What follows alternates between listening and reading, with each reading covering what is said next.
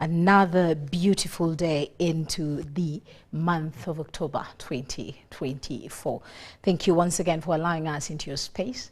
My name is Patricia Lukoma Mpango, and this is News Tonight at 8. And straight away into the bulletin, President Museveni has commended the permanent secretaries for the aligning with the National Resistance Movement vision of socio-economic transformation.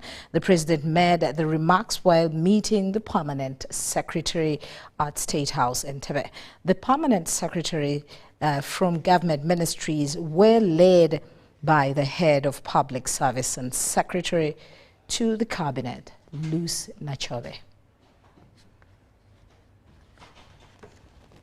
The meeting with permanent secretaries from various ministries at State House in Entebbe, President Museveni informed them that Uganda's economy has been able to grow progressively due to the correct ideology of the NRM government.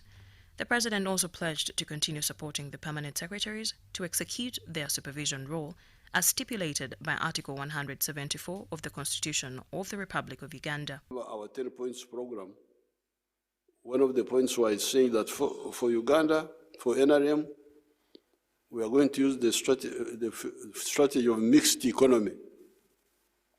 We may have some parastatals, but the main economy will be in private hands.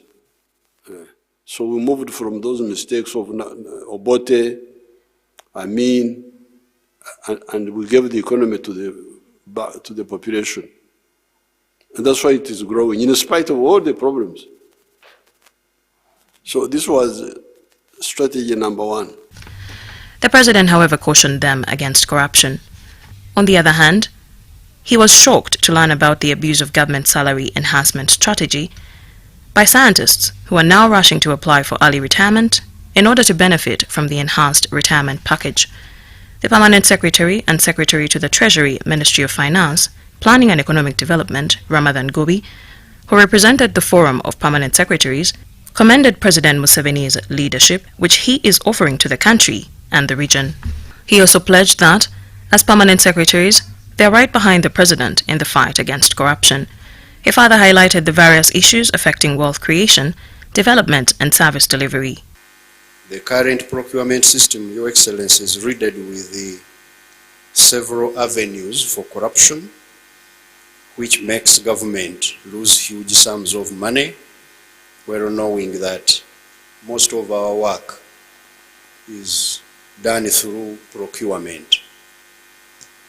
And the PSs are recommending that time has come to have a lean and more functional procurement system so that we can be able to save money, government money, but also do work efficiently.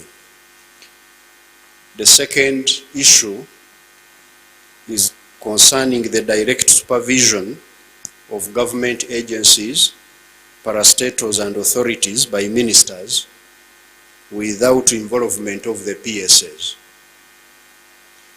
Your Excellency, the laws creating most of the government agencies were made in such a way that these agencies are supervised directly by the line ministers, who are also responsible for the appointment of the board members. This arrangement makes it difficult for PSs to supervise the chief executive officers of these agencies. Maureen Babidie for UBC News.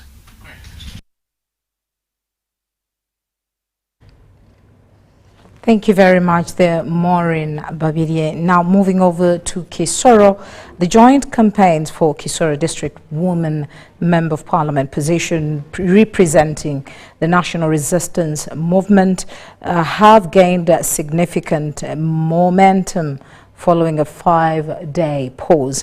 This resurgence follows a meeting with President Yoweri Museveni resulting in 5 of the 13 candidates withdrawing from the race to unify behind a single party representation.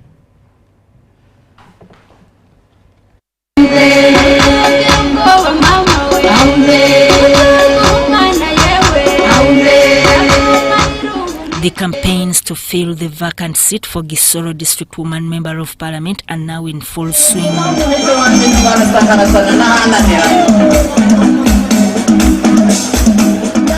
Candidates representing the NRM include Achfeza Grace, Rose Kabageni, Irene Mahirwe, Winfred Igiraneza, Jemima Irankunda, Fancy Nirere, and Helen Mbonye. During their meeting with President Museveni on October 14, 2024, 5 contestants, Sylvia Dushime, Allen Nkorichie, Eva Twizere, Louise Niyikiza, and Alfia Nyiramahoro, decided to withdraw from the competition to strengthen the party's position.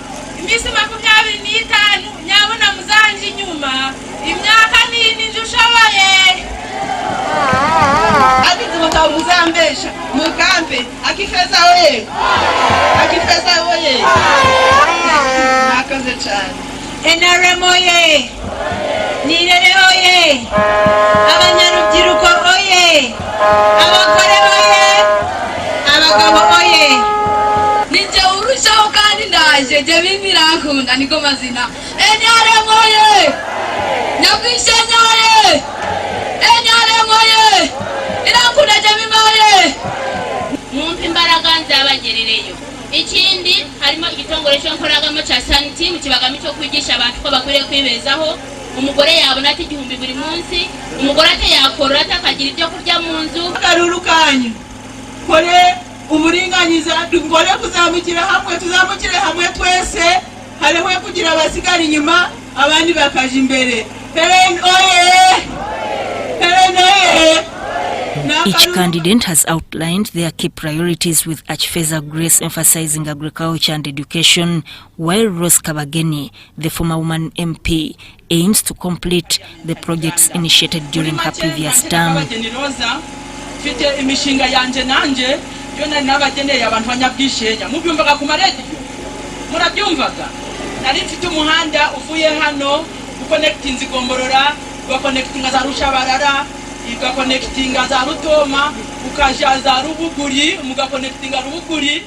Jemima Irankunda plans to collaborate with the community to restore and effectively manage wetlands. Other candidates, including Irene Mahirwe, Blessed Chitentela, Winfred Igiraneza, and Fancy Nirere, who have also shared their campaign strategies addressing issues pertinent to the district. Some stood down, others continued, and I'm among those who want the voice of the people to come out and get the best candidate. The NRM has set October 25th as the date for selecting the party's flag bearer, while the Electoral Commission has scheduled the official polling day for November 14th. This vacancy arose following the death of Nyirabatisi, who served as State Minister for Defense and Veteran Affairs on September 7th, 2024, due to a heart attack. Well, thank you very much there, Sudat Kaye. Now into the judiciary. The judiciary is to review its plans on how to address the prolonged challenge of case backlog in a bid to enhance justice to the public. This was communicated by the Judiciary Chief Registrar Sarah Langaswe during a press briefing at the Judiciary headquarters in Kampala. According to the Judiciary Performance Report for the financial year 2023-2024, Judiciary is still grappling with over 45,588 case backlog, with over 230,000 cases which were disposed of by different courts across the country. The pending cases which is now backlog, this has hindered justice to the litigants, thus portraying a bad image from the judiciary towards the public. Although strategies have been made to address the lion in the house for some years, case backlog is still a challenge to the judiciary. With the need to address the prolonged challenge, Chief Registrar Sarah Langaswe says the judiciary is now to review new strategies in addressing the issue at hand, among others by utilizing the alternative dispute resolution mechanisms. And particularly when we also achieve the enhancement of the jurisdiction of the magistrates' courts, which is one of our key strategies in addressing case backlog. So once that is enhanced, as we have always told you before, that is something that we would like to see. We will see the High Court offloaded of a number of cases. We will also continue with plea bargaining at all the court at all the court levels. And as you noted from the report, there is a committee called the Case Management Committee. That committee is up and running, and it's coming up with very many different ways of case management, with the aim of enhancing disposal and access to justice to our court users. According to the recent report released by the Chief Justice Alphonse Onyedolo, Magistrates Court and High Court Criminal Division registered the highest number of cases disposed of, with Court of Appeal and Constitutional Court being the last. However, Chief Registrar highlights on the root cause. Land, we closed with a caseload of 53,215, and we completed 22,330 cases. Commercial cases, we concluded with a caseload of 11,062 cases, and we managed to complete 3,953 cases. Family matters, we completed with a caseload of 20,854. Then the anti-corruption had the clearance rate of 63.3%. James Selimi Mawanda, the Judiciary Public Relations Officer, says with over 17.9 billion shillings, which was released to the economy by the closure of the financial year 2023-2024, this came as a result of embracing alternative dispute resolution mechanism in handling cases. We have values at demand level, those that were concluded at that level, plus those that were concluded at the level of trial, make up the 23,567. And so when we add what was concluded at demand level of 3 billion plus that of 14 billion, we come to the 17 billion. And that's why we are telling the public that please embrace small claims, because it is faster, it is cheaper, and it is people-centered. Judiciary has, however, promised to enhance its service delivery to the public than ever before, which includes recruiting over 20 justices of Court of Appeal and Constitutional Court. The aim is to ensure that the Court of Appeal has 20 justices. So currently they have 13, and that comes from the old structure which had 15, and there are 2 who should be replaced. So if 7 are recruited, then you hit the intended target for the financial year of 20 justices of the Court of Appeal. This was communicated during the press conference at the Judiciary headquarters in Kampala. Deborah Namamonde, Viola Nansuga, UBC News. Now about UCC, Uganda Communications Commission. It has issued a stern warning to TV and radio stations that are said to be breaching the minimum ethical standards. The regulator has observed a troubling resurgence of inappropriate content being aired across various media platforms that includes television, radio and online channels, and warns of dire consequences for the culprits if the trend continues. Uganda Communications Commission is concerned about the continued downright breach of minimum broadcasting standards by various licensed partners. All broadcasters, that is television, radio and online, are hereby directed to ensure that all content, including music, videos and audios, is properly classified by the Media Council before being aired in accordance with the Press and Journalists Act. The alleged inappropriate content has manifested in the form of music lyrics, videos and interviews, frequently containing offensive and distressing material. We have powers to fine you, any broadcaster who flouts regulation, up to 10% of your annual gross revenue. 10%.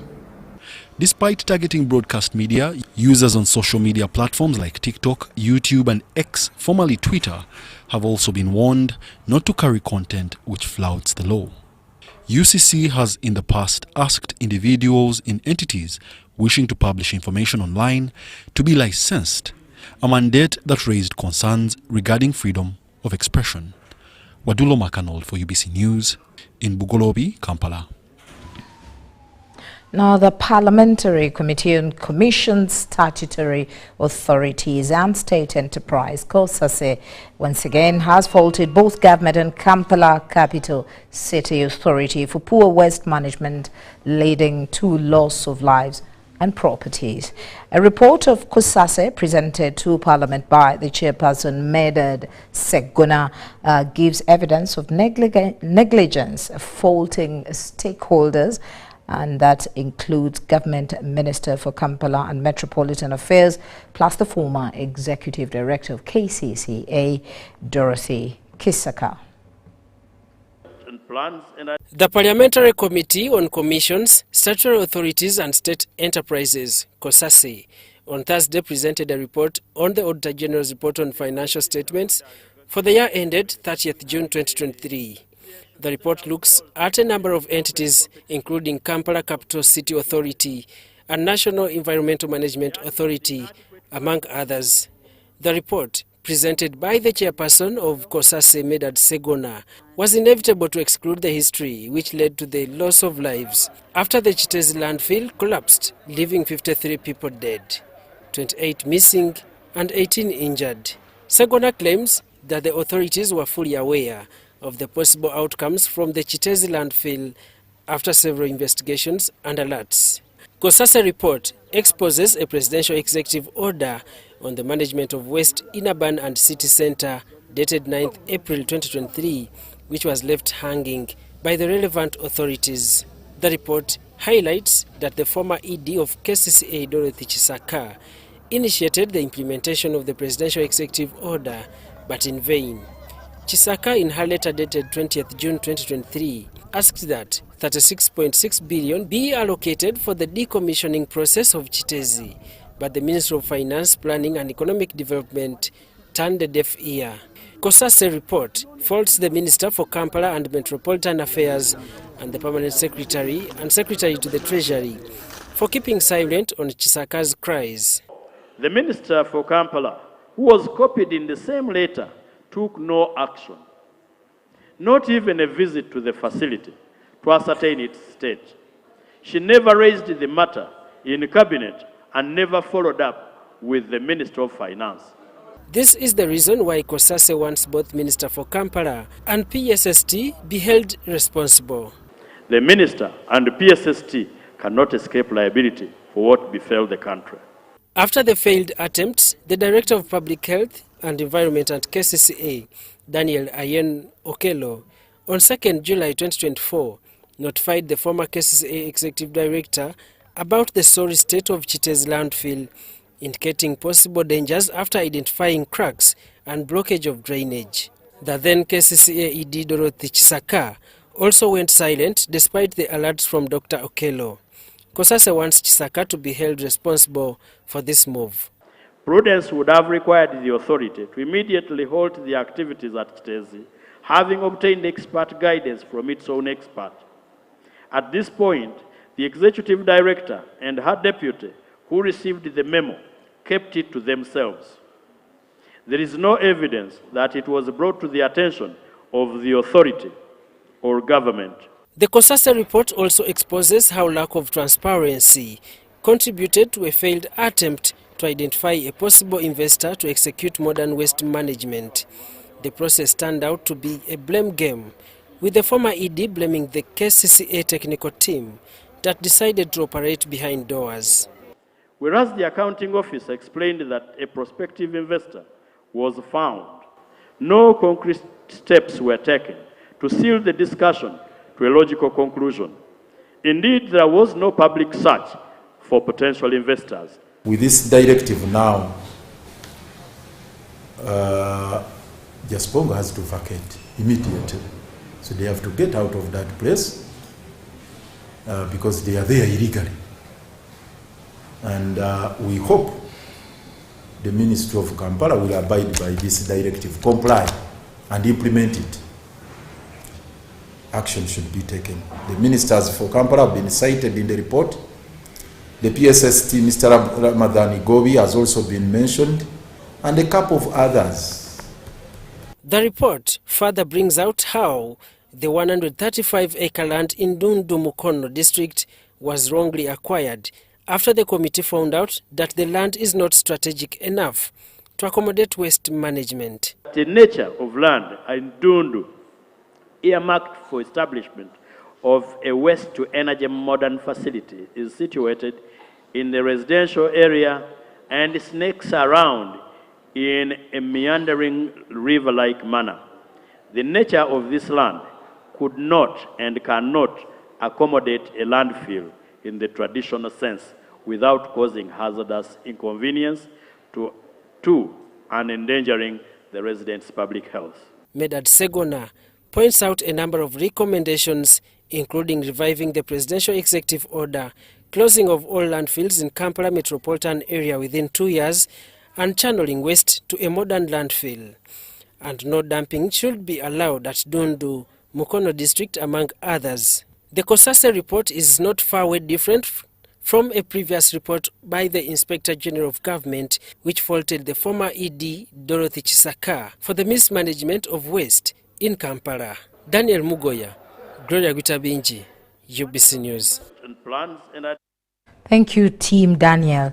Now, a little into the health sector, where Uganda is on the verge of a significant milestone in its healthcare sector, with plans to start liver plant procedures, that is next year. Now, the announcement was made by Dr. Olaro Charles, the Director for Curative Services at the Ministry of Health, during the 5th Symposium of Uganda Gastrointestinal and Endoscopical Surgeon.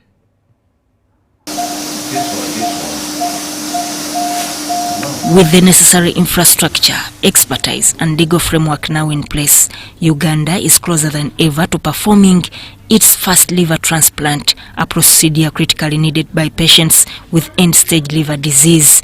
The preparedness in terms of infrastructure is already there. Also in terms of human resources are already there. So only what's remaining is this small piece, which is really the remaining dot for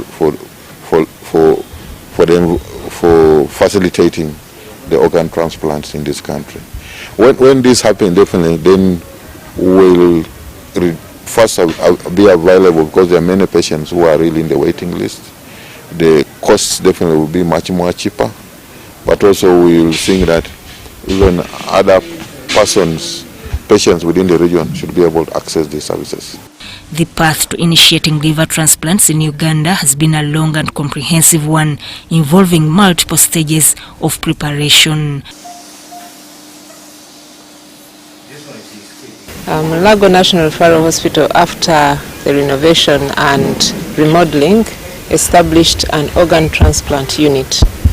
Currently, we've already done the maiden kidney transplant, and it's the same facility that would support the transplants of other nature.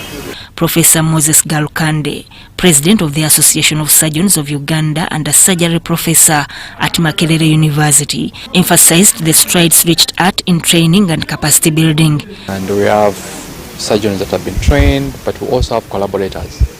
Collaborators means other people that have been doing this for a long time. And often when you're doing something for the first time, even if you're trained in it and you've done it in other contexts, you ask those people to come along with you. That one is all available. The bill was passed, the spaces are there, but we need a few legal and administrative things to be sorted for us to do this. And the patients are there. Yeah, and the things to use are there. So it is a few months away. Government has also passed a law on human organ transplants, later assented to by the President, which establishes a framework for a transplant council to oversee and regulate transplant activities. All we are waiting for is for the Ministry of Health to set up a transplant council, and I heard that they had requested for 5 billion, which Parliament didn't approve. But we pray that Parliament approves this 5 billion so that once we can, the human resource is already here, and the hospitals have already invested money in equipment and infrastructure to build a transplant theatre, which is evident in Rubaga Hospital and in Mulago. Now all we need is the supporting legislation and policies from the Ministry of Health, and one of them is that Transplant Council to oversee it. The local availability of liver transplants will increase patient survival rates and significantly reduce treatment costs, as patients will no longer need to seek care abroad. In Africa, the main countries doing liver transplant we have 2 centers in South Africa, that is in Cape Town, and then Johannesburg, that is in Wits. And then Cairo has over 20 centers doing liver transplant. And then we have liver transplants that have been done in a few isolated countries. Algeria has a liver transplant program. Recently, my colleague whom I studied with did a liver transplant in Ghana. And there was also a transplant that was done in Côte d'Ivoire. So there are not many countries that are doing liver transplants. But so we will be the first in East African region, and we are ready. The beauty with us is the president trained over 15 surgeons in this aspect. So it's now the policies that are delaying us. Sudat Kaye, UBC News.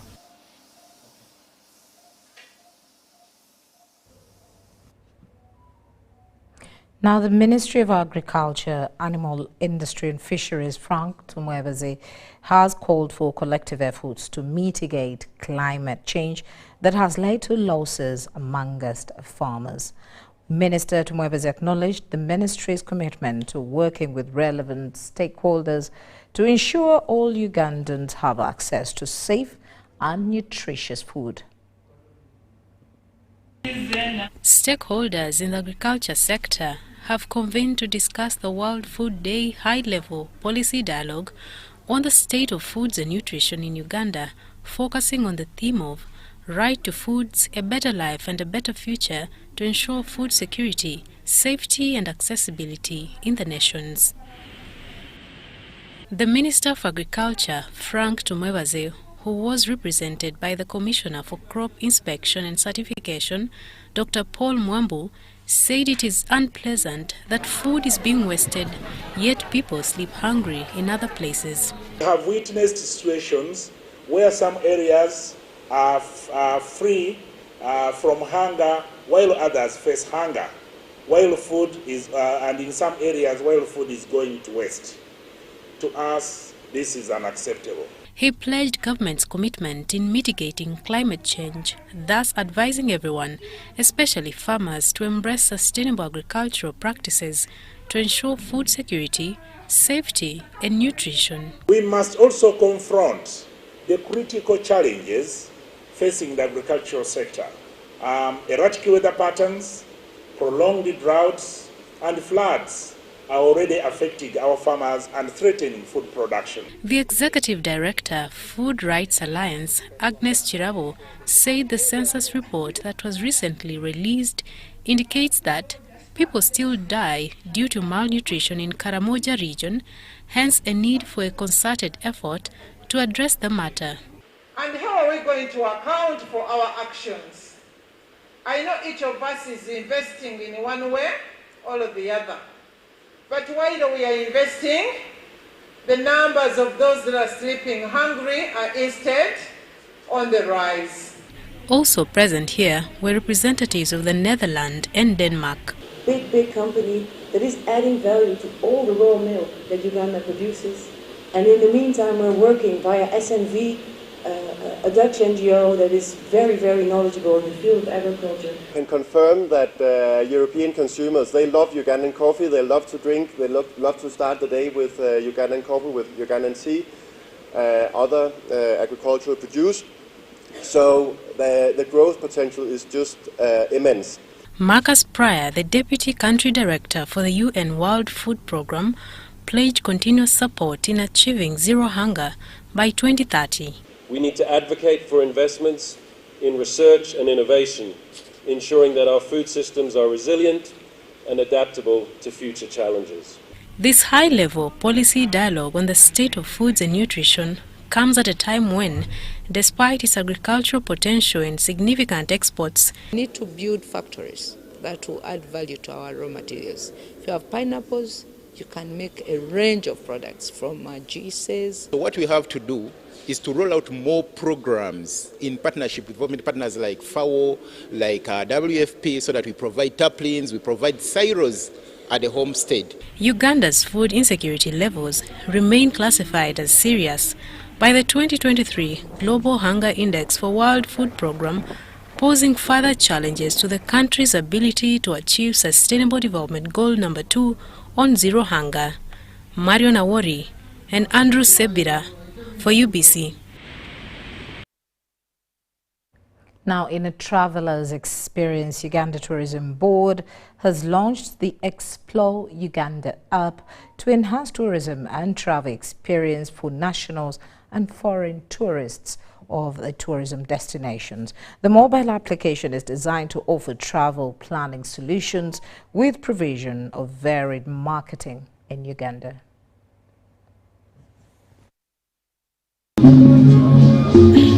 Uganda Tourism Board, together with Total Energies EP Uganda, has launched the Explore Uganda app to enhance tourism and travel experience for nationals and foreign tourists. The app Information on Destinations Uganda was officially launched by State Minister for Tourism. If you look at how much money is being generated out of tourism through digitization, I think it's almost $600 billion US. I don't know how much Uganda contributes of that, but of course, definitely it's minimal.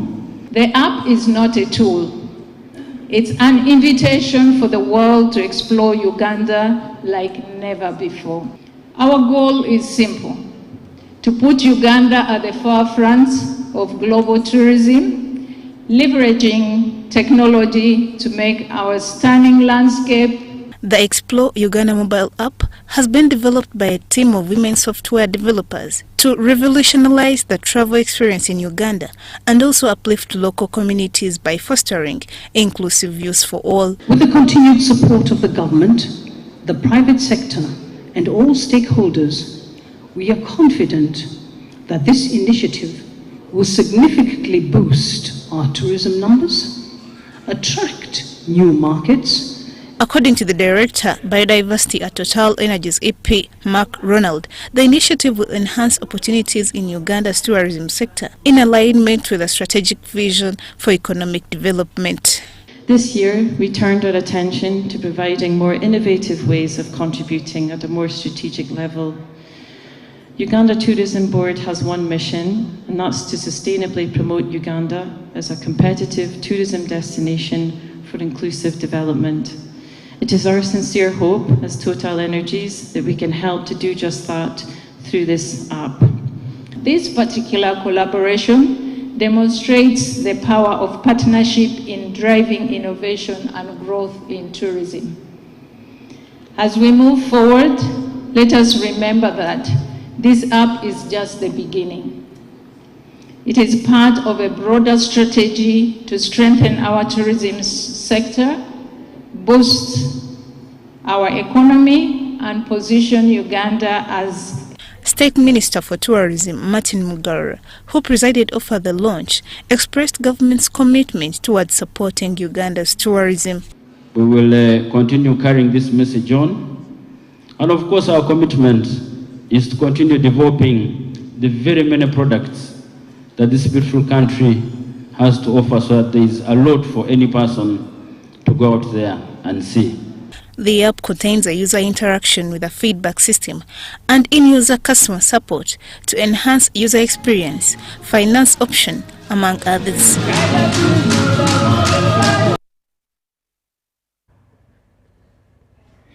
Now, government, through the Ministry of Health, contracted the UPDF Engineers Brigade to construct an inpatient department block at Luweero Hospital in a move aimed to boost the health sector.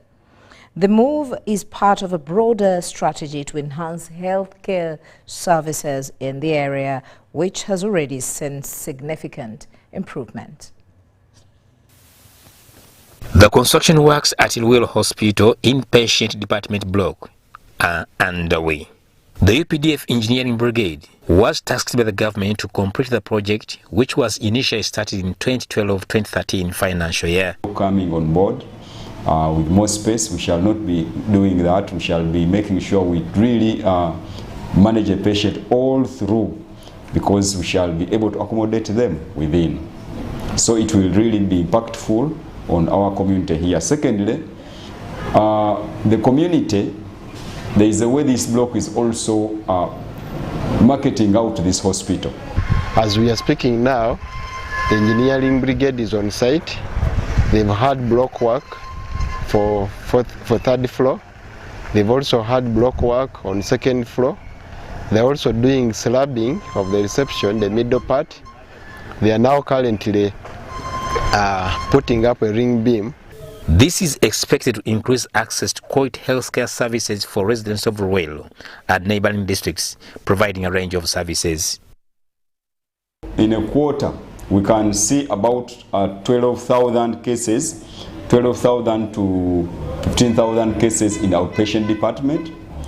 Deliver around 695 mothers in a quarter, but of recent, even this has increased, because in this recent quarter we closed, that is Q1, on a monthly basis, we are delivering around 450 mothers. From the time of the directive in 2021, we have been able to execute 353 projects. And out of those, 164 are under implementation right now, and 189 are completed and handed over or commissioned. Government set aside 2.5 billion Ugandan shillings to oversee the construction works. 353 projects that we have done within a short period can really testify that we are capable, and therefore the directive of His Excellency the President, we are sure that it will not be undermined. The strategic location of Luweero Hospital on the busy Bombogulu Highway makes the facility one of the busiest referral hospitals, mostly for emergency services. Haruna Mtesasira, UBC News. Now, the National Environment Management Authority has seized speakers and sound systems in several bars and places of worship in Kampala and metropolitan areas. In some areas in Kirinya, a scuffle ensued between the area defense officer and NEMA team, which led to his arrest for interfering with this operation. Several megaphones, speakers and loud music systems have been seized by the National Environment Management Authority. The sound equipments were seized in different bars and places of worship in the areas of Nansana, Chisasi, Chiwatule, Namugongo, Chaluwajala and Chirinya. At Tails Lounge in Chisasi, NEMA operation team was blocked from accessing the place.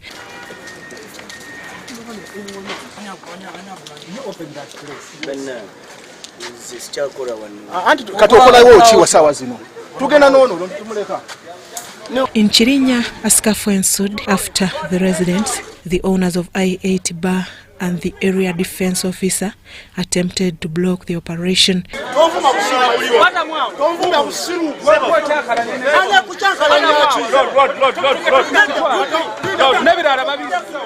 This prompted the arrest of the defense leader Salim Waswa for attempting to interfere with the operation and also ordering resistance from the residents.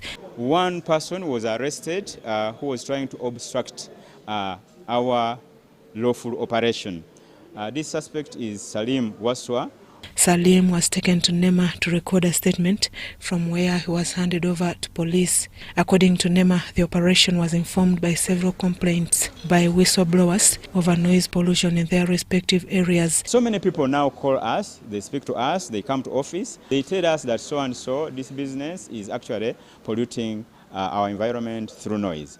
But we also have impromptu visits in these businesses, and our inspectors found out that some of these businesses were not doing the right thing. Williams Luweero, the Senior Public Relations Officer NEMA, says before the operation, notices for action were issued to the bar owners in question, but they did not heed to the call. NEMA has sounded a warning to all those causing noise pollution to abide by the law. All these businesses had prior warning. They were aware we were coming because we've warned them several times.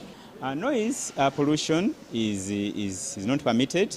And under the law, National Environment Act Cap 181, it is punishable. The operation affected bars like the famous U60 Clubhouse Kayembe in Nansana, Tails Lounge in Chisasi, Octopus Bar and Lounge in Kiwatule, Selifa Churches Chaliwajara, I8 Bar and Stambo in Lounge in Chirinya. The operation, carried out in compliance with the Environment Management Act Cap 181, continues tomorrow in other areas. Susan Naong and Michael Bakabulindi reporting for EBC TV. Well, thank you very much. There's Susan Naong, and of course with that story, working alongside with my colleague there on sign language, Mohammed Mugalu. We're going to take a short break, but do not go away. We return with more news.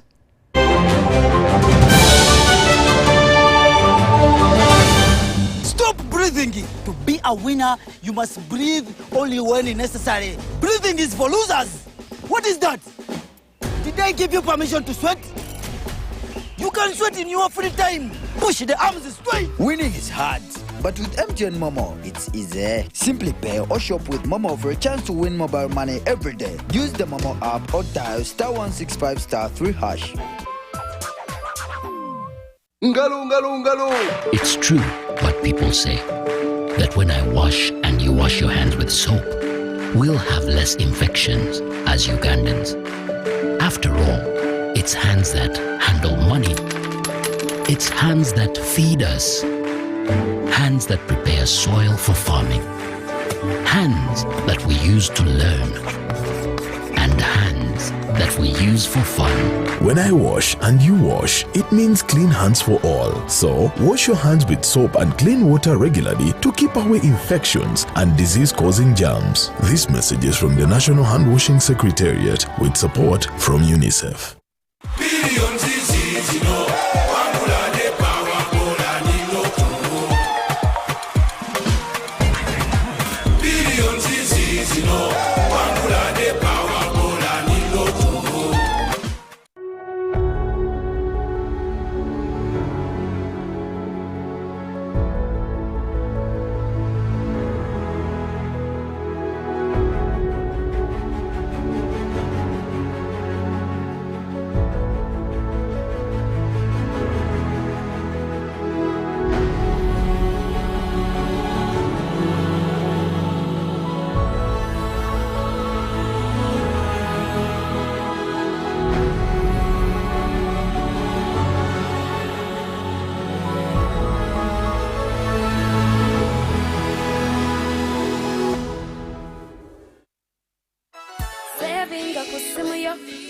In the heart of Uganda, a financial revolution is happening. We were once left out, saving the old-fashioned way, with an unexpected saving spot, keeping it too close for comfort. But now, we found a better way to save and manage money. Download the Wendy app from Google Play or App Store or dial *229#. With Wendy, your money is safe and you can earn interest daily. Visit your Google Play or App Store or dial *229# to register. Wendy, Wanawoli. At Uganda Development Bank, we are committed to empowering communities by supporting projects that unlock excellent economic benefits for Ugandans through job creation, tax contribution, output value, and foreign exchange. We seek partnerships with projects that drive economic development in Uganda. Wanatudiringa mumanyi kulime mwanyi famu ya feni eri ku bugazi bwa hika 125 mwanyi za feza myaka ibiri kati wetwatana kusimba wetwatandikira twatandika ne hika 10 wetwatandika hika 10 zwakolanga pilot project hakata aho esente zaali ntono nga bw'okimanyi wano mu Uganda kati n'asalawo okutuukira UDB kati bwe yatuukira UDB nawe tebaaba babi sente bakola ki baazituweereza kati ne tutandika guno mulimu gw'omukola ki gwe mulaba kati mu kutandika guno mulimu gwe mulaba tuguzeemu bingi kubanga olaba tuli ku drip system then kano twakata Israeli era ze sente ezimu ezaagula okuva Israeli then n'okutuyamba mu bakozi okusima the reservoir nezino control room zino olaba generator wateba gyonna yaba gyonna mu UDP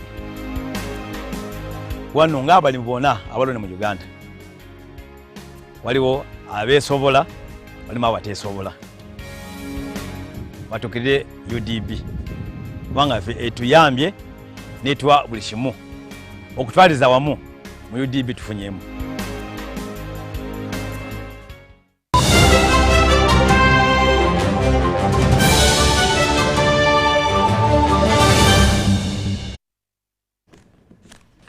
Welcome back. Time for business. Now into global cases. Global Gases Group is set up to liquefied petroleum cylinder manufacturing plant and LPG importation, storage and distribution facilities in Uganda. This follows the signing of a supply and purchase agreement with Government of Uganda through the Ministry of Energy and Mineral Development. Let's hear more in this report. As part of the agreement, Global Gases Group will locally produce and distribute 500,000 LPG filled cylinders and their accessories to Government of Uganda, Government of Uganda's nominated agencies or its assigned consumers per year, commencing in the third quarter of the 2025-2026 financial year. So here we are with expectations from this commitment where we shall be seeing 500,000 gas cylinders generated, manufactured every year, and government is going to put in money. That's why we have signed. That's why Minister of Finance has been very critical. Without a nodding from Minister of Finance, Energy will not have done anything. We wanted to be sure that finance, while budgeting, they will put in money to make sure that we get the gas cylinders distributed. So it is no longer somebody's choice whether to, use it or not. The investors have committed to supporting Uganda's energy transition agenda by setting up liquefied petroleum gas cylinder manufacturing plant and LPG importation, storage and distribution facilities. We are well progressed in building one of the biggest liquid oxygen plants in Africa outside South Africa. Uganda will be a net exporter of green liquid oxygen. So we're completely committed to Uganda, and I can promise you our devotion, and I can promise you that my children will continue this legacy. A recent study conducted by the Ministry of Energy and Mineral Development shows that Uganda trails some of the East African community countries in LPG uptake and established that the major barrier to the uptake was the cost of the startup kit comprising of a cylinder and its accessories and the cultural attitudes. Around our cultural norms, when you tell Ugandans to use LPG to cook matoke, they will tell you that it won't smell the same. So, and Honourable Minister, you demonstrated the other day with the British High Commissioner that these interventions, you can use them and the food can be the same, it will taste the same. Our numbers today, Uganda is consuming about 35,000 tons per year of LPG, which is way below at about only 2% of our population. We're looking at the Kenyan numbers. The term of the agreement, which takes effect on the 10th of October 2024, will last for 10 years, which may be extended for a period of 2 years by mutual consent of the parties, subject to satisfactory performance of the investor. Dennis Igoa and Juman Samba for UBC News. Stop breathing. To be a winner, you must breathe only when necessary. Breathing is for losers. What is that? Did I give you permission to sweat? You can sweat in your free time. Push the arms straight. Winning is hard, but with MTN Momo, it's easy. Simply pay or shop with Momo for a chance to win mobile money every day. Use the Momo app or dial *165*3#. In preparation for the by-election of the District Woman Representative to Parliament for Kisoro District and councillors on various local government councils in the district where vacancies exist, the Electoral Commission has appointed the 14th of October to the 23rd of October 2024 as the period for display of the National Voters Register.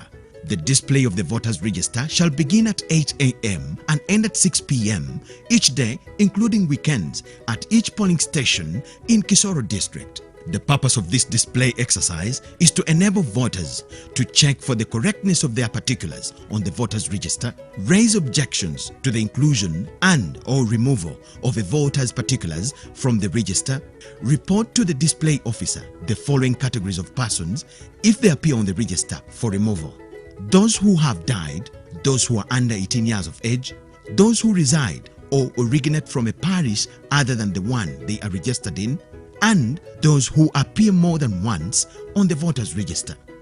After the display exercise, the lists of all persons recommended for deletion from or inclusion on the register will be displayed from the 23rd to the 28th of October 2024 at the respective parish or ward headquarters. The purpose for this supplementary display exercise is to enable any person who may have been wrongly recommended for deletion to raise an objection to the parish tribunal, which shall consider and make the final decision concerning recommendations for inclusion, deletion or corrections made by the public. The general public should carefully note the following: fresh applications for registration as a voter or applications for transfer to another voting location shall not be accepted during this display exercise. This display exercise shall be conducted with utmost impartiality, and officials shall allow any interested member of the public, including agents of political parties, to witness the exercise. This is an important exercise which could determine whether you vote on polling day or not. Therefore, come and check for the correctness of your particulars on the register.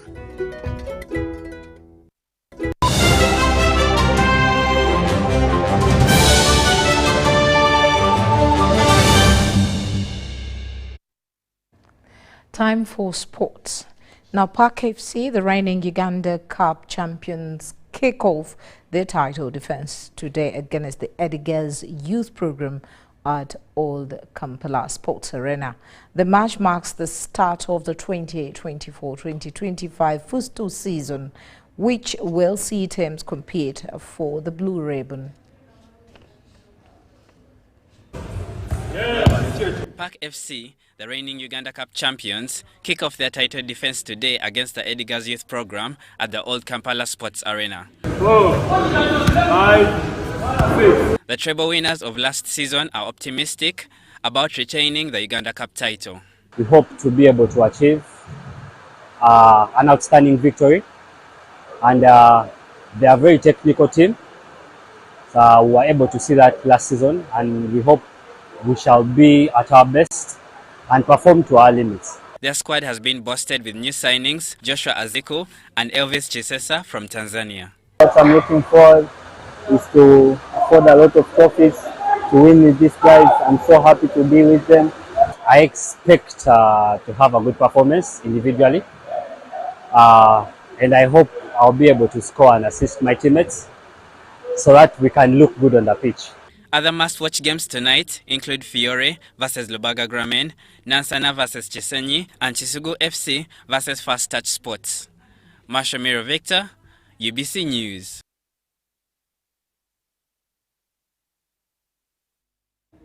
Now, still in sports, Uganda's former world champion Halima Nakae has visited Mandela National Stadium, Nambole, and lauded government and the UPDF for a state-of-the-art running track. Mandela National Stadium Nambole has since its reopening hosted several guests, but in the athletics fraternity, none as pronounced as Halima Nakae. The 2019 world champion has paid a courtesy call to the iconic stadium that now houses a fully fledged running track that has impressed her. I'm super happy to be home, especially here in Nambole. I thank the Ugandan government for entrusting our own people, the UPDF team. They have really done the great job. I thank our minister, Mama Janet Museveni, the Minister of Sports. You've done a great work to invest in money. The three-time Olympian is optimistic that the stadium's availability eases the burden on the athletes and is one sure way to excel on the global stage. Yeah, this is a superb facility because we've been traveling since Nambole was closed. We couldn't, when it was under renovation, we've been suffering, traveling to different countries to look for the training facility. So to have our own, this is a golden opportunity. Yeah, and I'm sure it's going to motivate more and more talents to come up, and I believe more medals are going to come up. Nakai was guided around by the stadium project manager, Lieutenant Colonel Engineer Peter Seku Kidemuka. This is something memorable that she's here with me, she's here with us. It is a sign that she thinks of Uganda as a country. Me also, I'm thinking of Uganda as that's why we produce this work. We had to be patriotic enough to ensure that whatever is given to us is invested in here. So we produced first class pitch, running a track for both training and competition. So there is no reason I see fellow Ugandans and the youth will have for not going outside to bring medals. We only pray that they go outside, compete and bring more medals. Lieutenant Colonel Kidemuka also provided an update about the football pitch that has been recommended an upgrade to a hybrid playing turf. The proposal is we are going to have hybrid. Hybrid is a mix of artificial and a bit of natural. But that one which is existing now, they will just bring something, a machine which will weave into, to bring the artificial part and then to weave into. So that even if matches are played every day, there will be no damage to remain intact. That is the meaning. Since its reopening, Mandela National Stadium Nambole has hosted football and rugby and now eagerly awaits the return of athletics for the first time since 2019.